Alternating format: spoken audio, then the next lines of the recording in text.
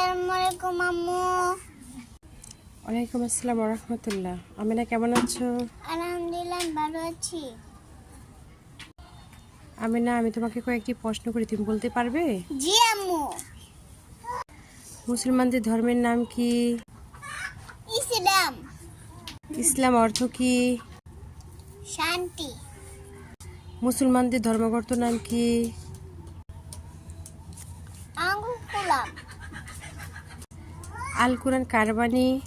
আল্লাহ বলে। আমিনা বলো তো, আল্লাহ কয়জন? একজন। তার কোনো সুযোগ নেই। দৈনিক কয় ওয়াক্ত নামাজ পড়তে হয়? 5 ওয়াক্ত। যেমন ফজর, জোহর, আসর, মাগরিব ও এশা। আমরা নামাজ কাকে সন্তুষ্টি করার জন্য পড়ি?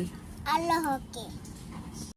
ইসলামের প্রথম সাহাবী কে ছিলেন? আবু বকর সিদ্দিক। ইসলাম ধর্ম গ্রহণ করেছে প্রথম মহিলা যে ছিলেন তিনি নাম কি? খাদিজা।